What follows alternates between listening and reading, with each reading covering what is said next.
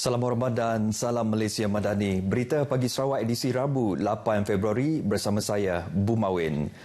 Kerjasama dalam kalangan penjawat awam negeri dan pemimpin politik adalah salah satu faktor Sarawak berjaya mencapai pendapatan negeri hampir 12 bilion ringgit bagi tahun lepas. Premier Sarawak Datuk Patinggi Tan Sri Abang Johari Tonapeng menjelaskan dengan adanya kerjasama tersebut, beliau yakin Sarawak dapat mencapai status negeri maju menjelang tahun 2030.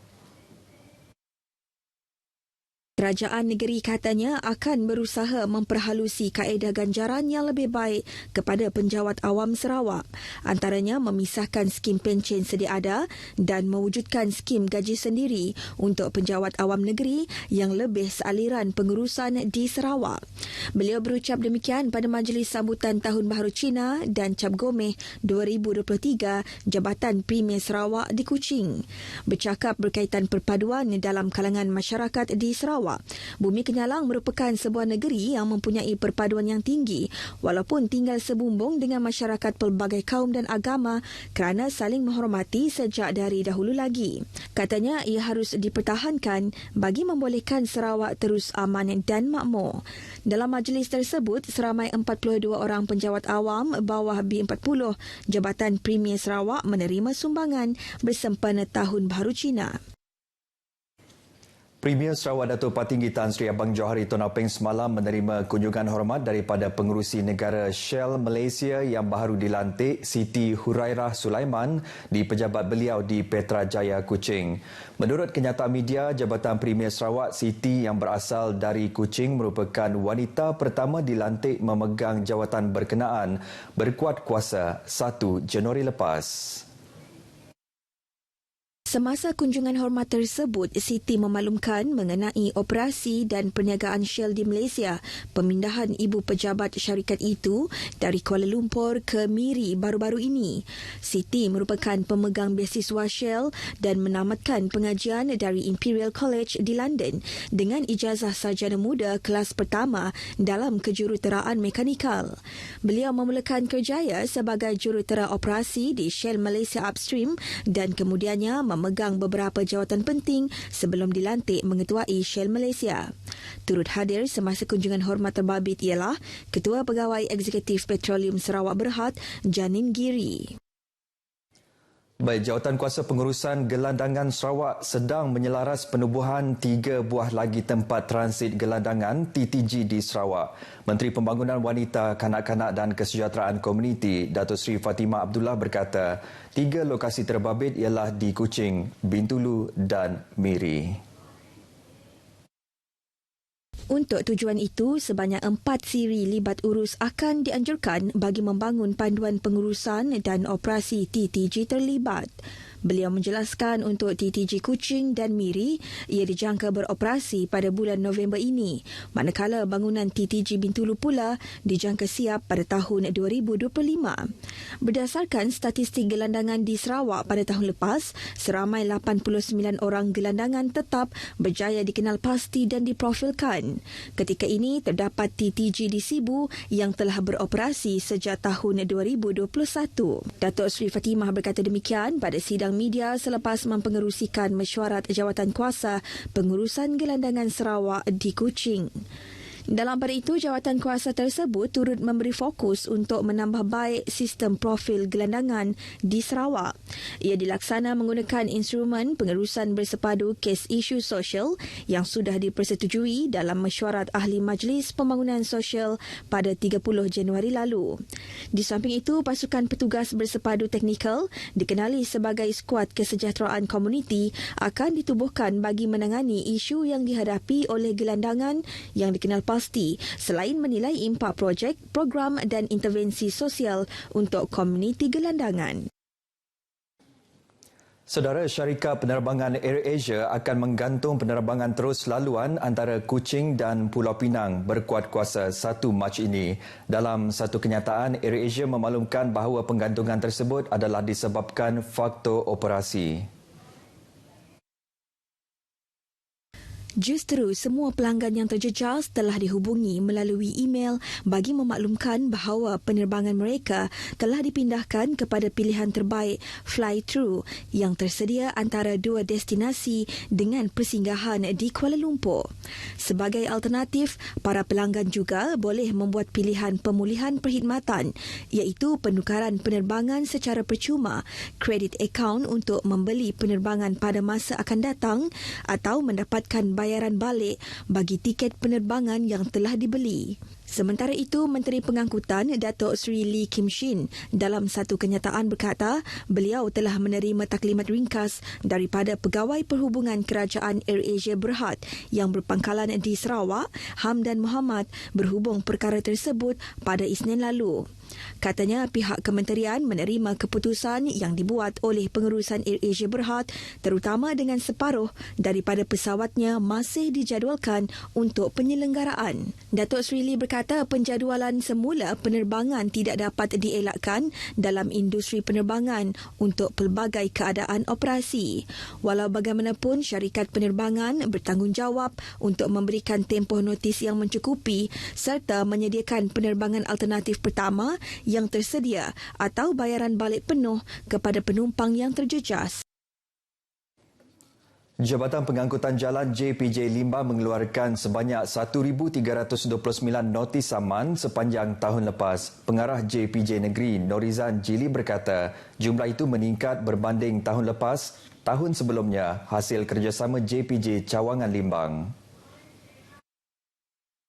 Tahun lepas kita telah berjaya memungut kutipan saman sebanyak 1,329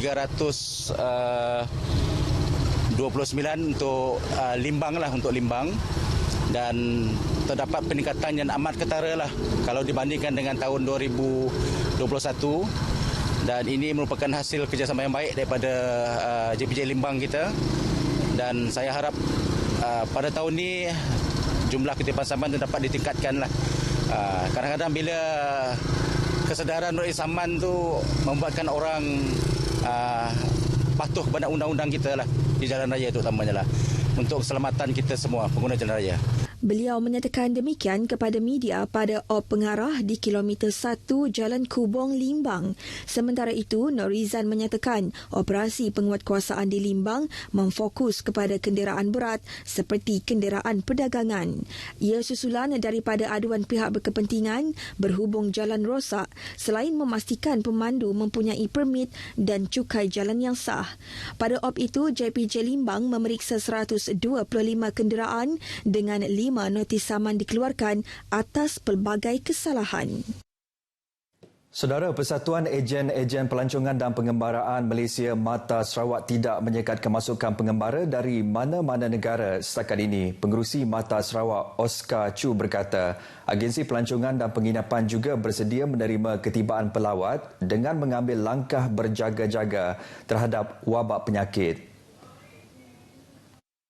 So being prepared, and I'm pretty sure any inbound agents would be more than happy to receive any visitors coming in, because after 2 or 3 years, zero income, I can say, for the travel industry, any help will boost the economy.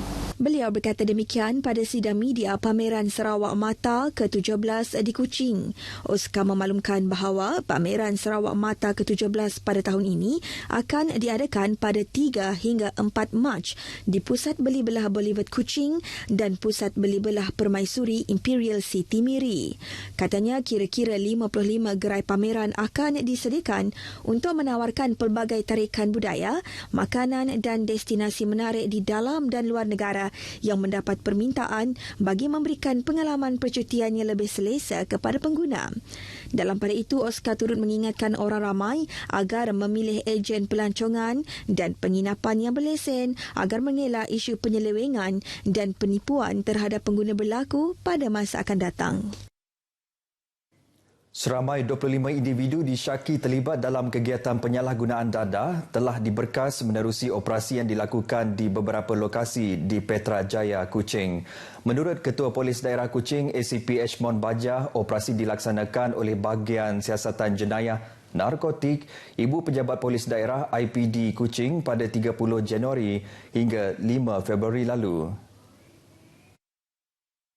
Menerusi kenyataan, ACP Edgemont memaklumkan bahawa operasi selama 7 hari itu telah menahan seramai 23 lelaki dan 2 wanita yang berusia lingkungan 20 hingga 66 tahun. Daripada bilangan itu, 20 suspek mempunyai rekod jenayah lampau. Serbuan dilakukan di beberapa kawasan di Semeriang Temenggung Haji Gobel, Kampung Semeriang Pinggir, Kampung Lintang dan Kampung Sungai Bedil Besar. Selain daripada itu, kawasan yang turut terlibat adalah rancangan Perumahan Rakyat Fasa 2 Jalan Astana, Kampung Gresik, Kampung Pinang Jawa dan Lorong Merdeka. Dedah ACP Edgemont, dalam operasi berkenaan, pihaknya turut merampas pelbagai jenis dadah yang terdiri daripada syabu seberat 6.80 gram. Satu daripada kes disiasat di bawah Seksyen 39A-1 Akta Dadah Berbahaya ADB 1952. 4 kes disiasat di bawah Seksyen 12-2 ADB 1952 dan 20 kes di bawah Seksyen 15-1-A ADB 1952.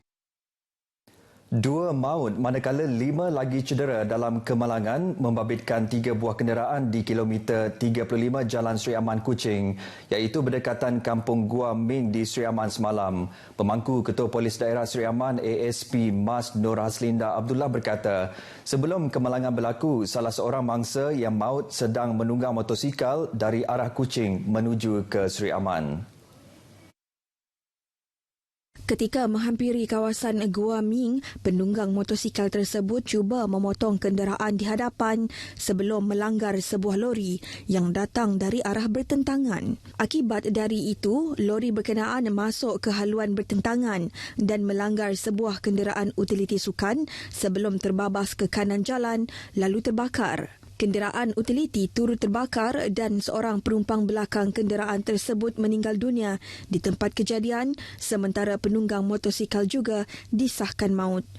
3 lagi mangsa dari kenderaan utiliti serta pemandu dan kelindan lori turut mengalami kecederaan dan dibawa ke Hospital Sri Aman untuk rawatan. Kes masih dalam siasatan dan diklasifikasikan di bawah Seksyen 41-1 Akta Pengangkutan Jalan 1987 yang menyebabkan kematian kerana memandu dengan melulu.